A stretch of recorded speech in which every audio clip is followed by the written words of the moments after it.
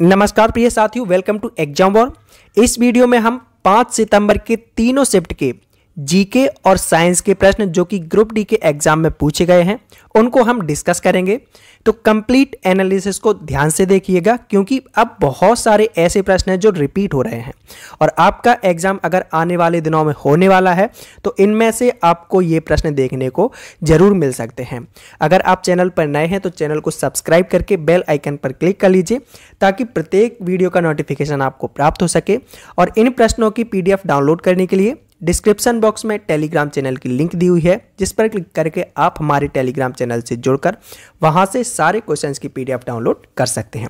चलिए शुरू करते हैं। तो आज जो फर्स्ट शिफ्ट में क्वेश्चंस पूछे गए हैं पहले उनको डिस्कस करते हैं। तो सबसे पहले जो प्रश्न है वो पूछा गया था कि वर्ष 2023 में अंतर्राष्ट्रीय ओलंपिक समिति की बैठक कहां पर आयोजित की जाएगी। तो ये अपने भारत मुंबई के अंदर आयोजित की जाएगी। अंतर्राष्ट्रीय ओलंपिक समिति की बैठक मुंबई में आयोजित की जाएगी, आपको याद रखना है। फिर प्रश्न पूछा गया है कि जनवरी के महीने में कौन सा त्यौहार मनाया जाता है। तो पोंगल त्यौहार मनाया जाता है जनवरी के महीने में।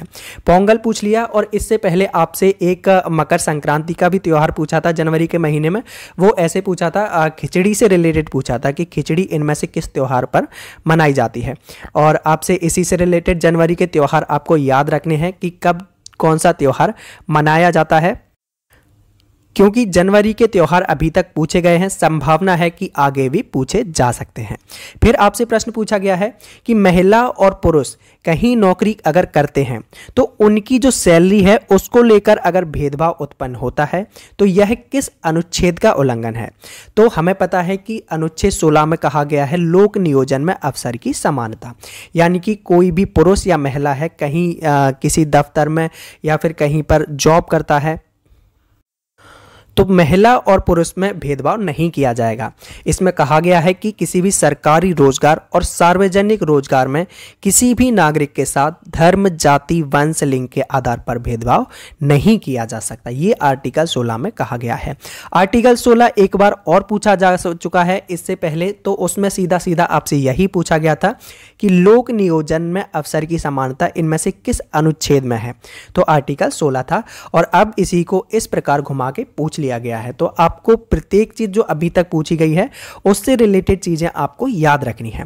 फिर आपसे प्रश्न पूछा गया है कि लाल बहादुर शास्त्री अंतर्राष्ट्रीय संस्कृत विश्वविद्यालय कहां पर स्थित है।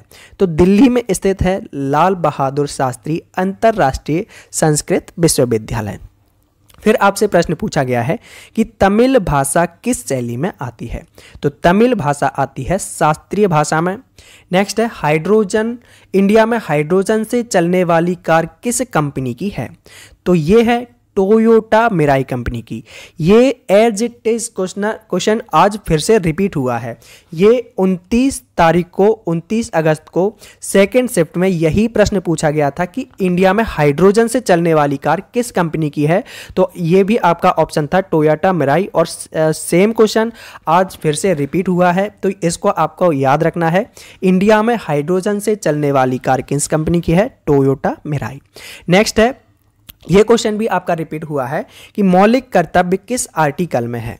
किस आर्टिकल में है। तो आर्टिकल 51A में है मौलिक कर्तव्य, आपको याद रखना है आर्टिकल 51A। अगर भाग पूछे तो भाग 4A कौन सा रखना है, 4A भाग और 51A आर्टिकल।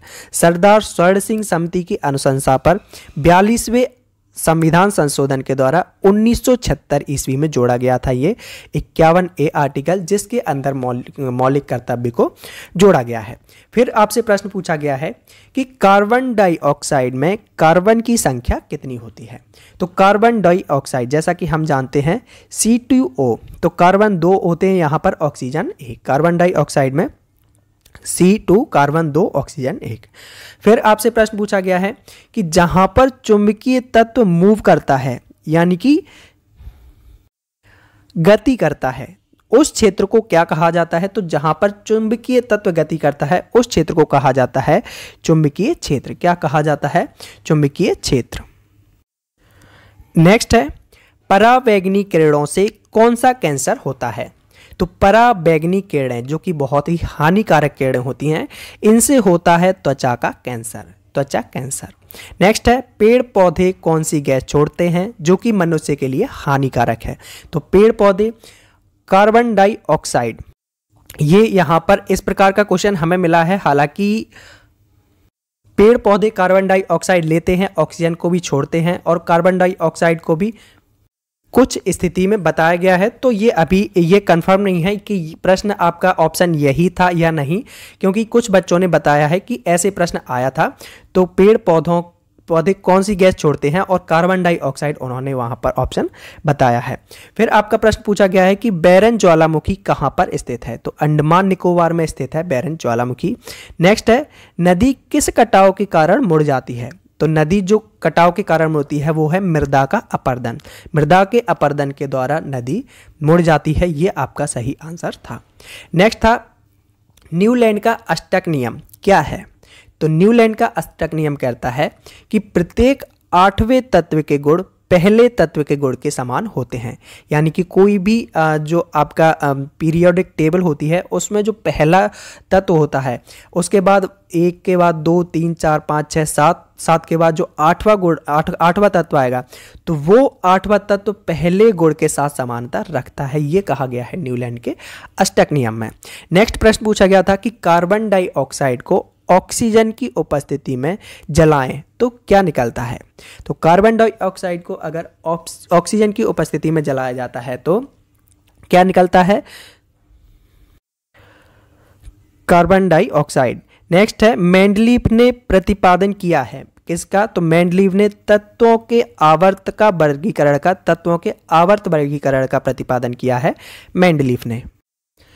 नेक्स्ट आपसे क्वेश्चन पूछा गया था भारत में पहली ट्रेन कहां से कहां तक चलाई गई थी? तो जो पहली ट्रेन चलाई गई थी 1853 में लॉर्ड डलहौजी के समय, ये चलाई गई थी मुंबई से ठाणे के बीच। कहां पर? मुंबई से ठाणे के बीच 34 किलोमीटर की दूरी तक ये चलाई गई थी 1853 में लॉर्ड डलहौजी के समय। अब मुंबई पूछ लिया गया है आपसे, मुंबई से ठाणे के बीच में। अब आपको ये याद रखना है कि जो पहली ट्रेन चलाई गई थी वो 1853 में चलाई गई थी, लॉर्ड डलहौजी के समय चलाई गई थी। ये दोनों चीजें आपको याद रखनी है नेक्स्ट शिफ्ट के लिए।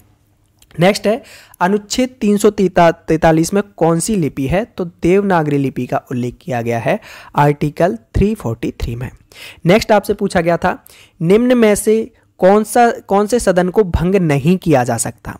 किस सदन को भंग नहीं किया जा सकता? तो राज्यसभा को भंग नहीं किया जा सकता, क्योंकि राज्यसभा एक स्थायी सदन होता है, इसलिए इसको भंग नहीं किया जा सकता। और इसके 1/3 सदस्य प्रत्येक दूसरे वर्ष सेवानिवृत्त होकर नए निर्वाचित सदस्यों के द्वारा इनको प्रस्थापित किया जाता है राज्यसभा के अंदर। तो आपको याद रखना है। और अगर आपसे आर्टिकल पूछा जाए कि राज्यसभा का उल्लेख किस आर्टिकल के अंतर्गत किया गया है, तो आपको याद रखना है आर्टिकल 80 में, और लोकसभा का आर्टिकल 81 और संसद का आर्टिकल 79। नेक्स्ट है शांति स्वरूप भटनागर, ये पनागर ये गलत लिख गया है, भटनागर जो पुरस्कार है ये किसे दिया गया है? शांति स्वरूप भटनागर पुरस्कार दिया गया है साकेत सौरभ को। साकेत सौरभ जो कि IMSC यानी कि गणितीय विज्ञान संस्थान चेन्नई के प्रोफेसर हैं। शांति स्वरूप भटनागर पुरस्कार इन्हें दिया गया है साकेत सौरभ को। नेक्स्ट अगर पूछा गया है आपसे भूगोल का जनक किसे कहा जाता है? तो हिकैटियस को। आंवले का वैज्ञानिक नाम क्या है? तो आंवले का जो वैज्ञानिक नाम है वो है एम्ब्लिका ऑफसिनालिस, एम्ब्लिका ऑफसिनालिस। नेक्स्ट पूछा गया था भूगोल शब्द की उत्पत्ति किसने की? तो भूगोल शब्द की जो उत्पत्ति की गई है वो की गई है इरेटोस्थनीज के द्वारा। इरेटोस्थनीज के द्वारा भूगोल शब्द की उत्पत्ति की गई है। नेक्स्ट प्रश्न पूछा गया था फुफ्फुस धमनी से, फुफ्फुस धमनी क्या है? तो फुफ्फुस धमनी आपको याद रखना है ये हृदय के दाहिने भाग से ऑक्सीकृत रक्त को फेफड़ों तक ले जाती है। वैसे तो जो धमनी होती है वो ऑक्सीजन युक्त रक्त को ले जाती है, लेकिन एक अपवाद होता है फुफ्फुस धमनी का, जो कि बिना ऑक्सीजन वाले रक्त को ये फेफड़ों तक ले जाती है फुफ्फुस धमनी। नेक्स्ट प्रश्न है भारत शासन अधिनियम 1919, इससे प्रश्न पूछा गया था। तो भारत शासन अधिनियम 1919 इसको मॉन्टेग्यू चेम्सफोर्ड सुधार के नाम से भी जाना जाता है। तो ये थे आज के कुछ इंपॉर्टेंट क्वेश्चंस जो कि तीनों शिफ्ट में आपसे पूछे गए थे। तो अगर वीडियो अच्छा लगा है तो वीडियो को लाइक एंड शेयर कीजिए और इसी तरह डेली एनालिसिस जुड़ने के लिए चैनल को सब्सक्राइब करके बेल आइकन पर क्लिक कीजिए ताकि प्रत्येक वीडियो का नोटिफिकेशन आपको प्राप्त हो सके। और इन क्वेश्चंस की पीडीएफ डाउनलोड करने के लिए डिस्क्रिप्शन बॉक्स में टेलीग्राम चैनल की लिंक दी हुई है, जिस पर क्लिक करके आप हमारे टेलीग्राम चैनल से जुड़कर वहां से सारे क्वेश्चंस की पीडीएफ डाउनलोड कर सकते हैं। Exam war always with you. Thank you for watching video.